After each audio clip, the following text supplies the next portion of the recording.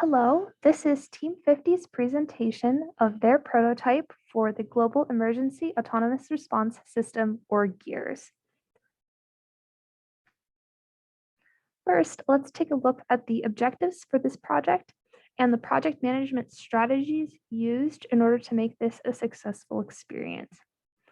As it's been evident in recent years, the frequency and severity of natural disasters are currently increasing.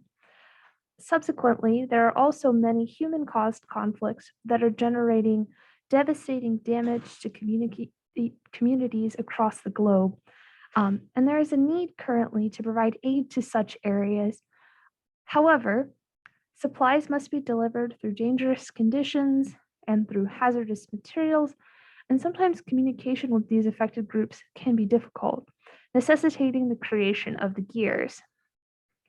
The GEARS is designed to autonomously navigate disaster zones with high precision in order to deliver supplies effectively and safely. It is also required to map hazardous locations in the area to create a map of safe routes of travel through the disaster zone.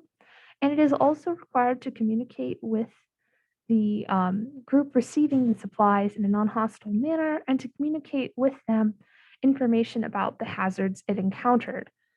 In order to manage the scope of this project, Team 50 first created a work breakdown structure and a functional block diagram, using these tools to fully understand all of the different aspects of this project between the robot itself, coding the robot, and then delivering the supplies. By using the work breakdown structure in particular, the team was able to break down a very large, complicated task into smaller, more manageable chunks and to control the scope of the project. In addition to this, Team 50 also heavily relied on a Project 3 Gantt chart, which served the purpose of controlling the timeline for this project. The team was able to use this strategy to set goals for the development of various aspects of the project in order to meet aggressive deadlines.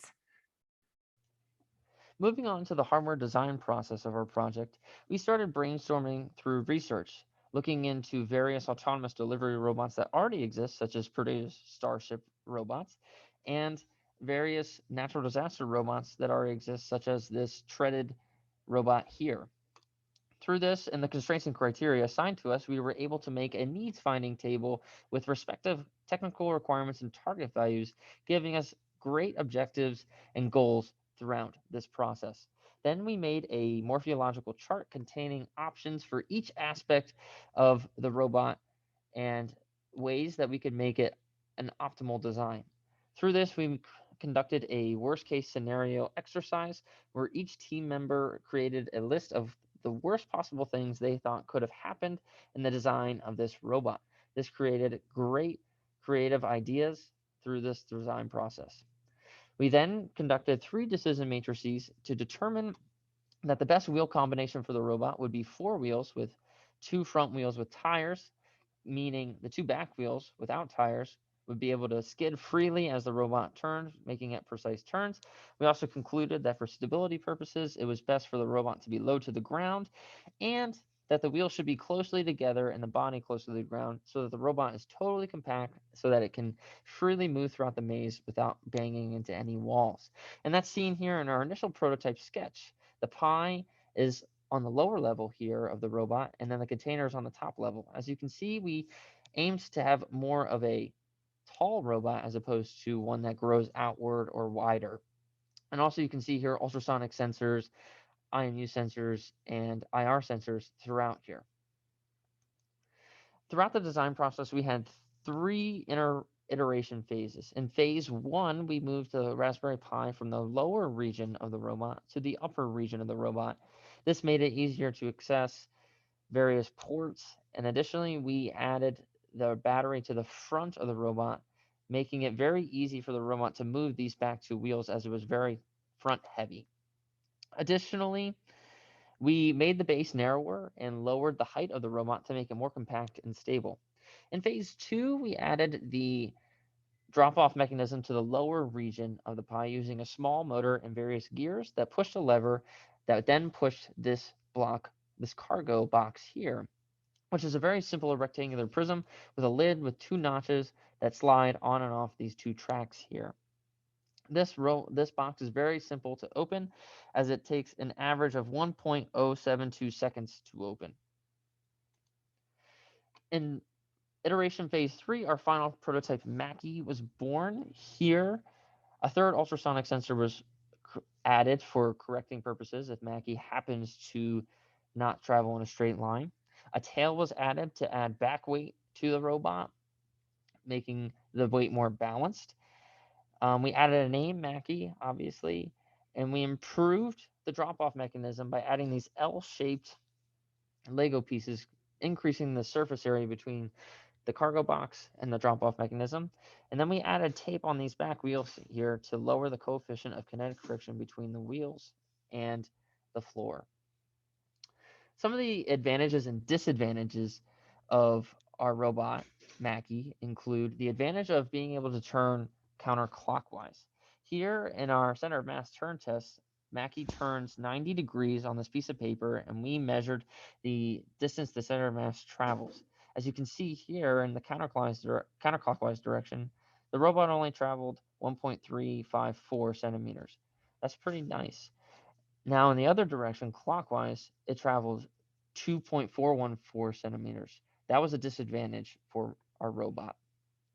Another advantage for our robot was hazard control. It was able to recognize IR and magnetic sensors and stop and perform its various procedures at 7.5 and 5.4 centimeters, respectively, on average.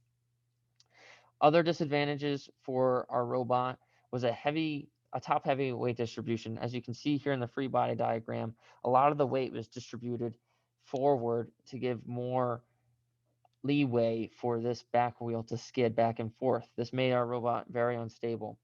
And as you can see here, as mentioned before, our robot struggled to turn in the clockwise direction.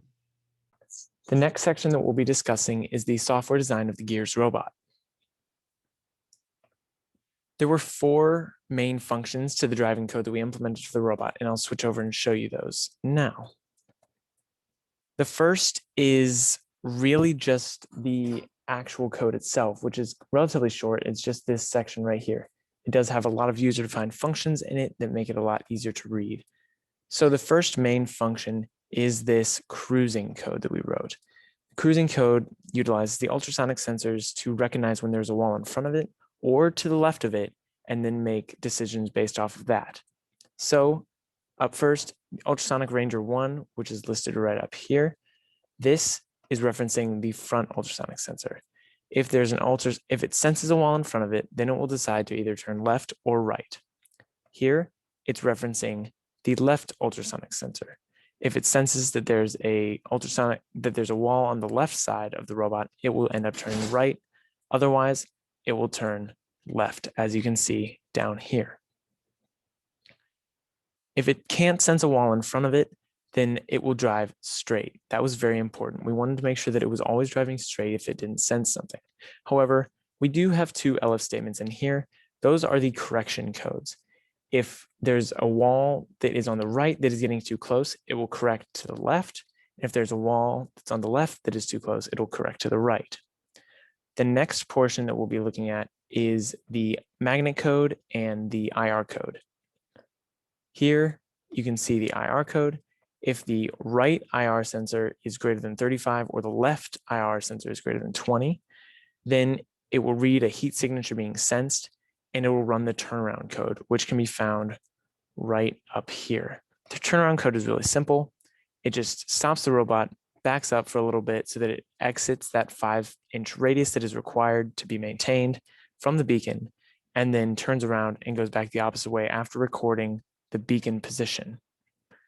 The same thing happens for the magnet. The magnet is just slightly different because it takes an initial reading and then subtracts that initial reading from the readings that are being updated. Again, if it does sense that magnetic beacon, it runs a turnaround code and also makes note of where that beacon is.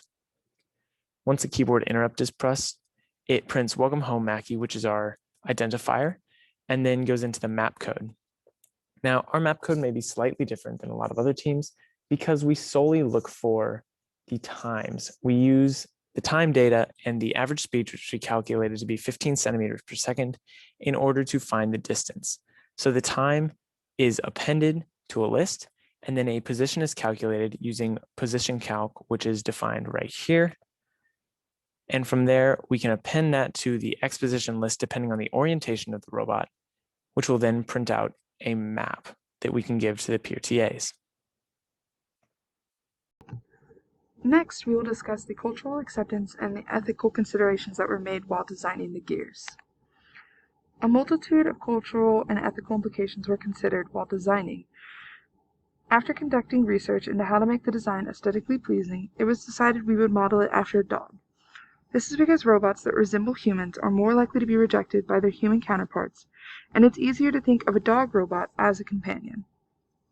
Also, there's an incredible amount of research that backs the idea that dogs relieve stress and can be a positive influence on disaster survivors. Once this design consideration was established, a tail was added to the back of the design, which helped to act as a counterweight to the already front-heavy gears. A name tag was attached to the front that read Mackie, as it gives the gears a cute and easy-to-remember name that is also a callback to Purdue. The three ultrasonics already were placed in such a way that they resembled a face and two ears.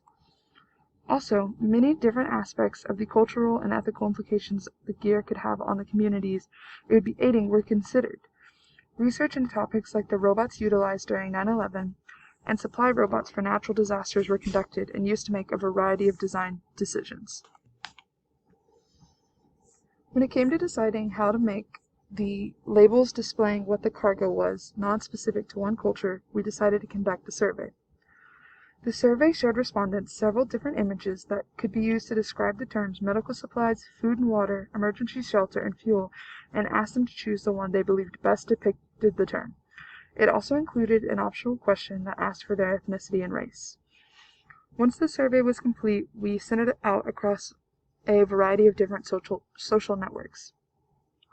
We had 40 responses with a multitude of ethnicities represented, shown here in the bottom left, and slightly more female answers than their male counterparts, shown in the bottom middle. For medical supplies, an image of a bandage won, gaining 43.9% of responses, and an image of a hamburger with a drink was chosen by 58.5% of respondents for food and drink.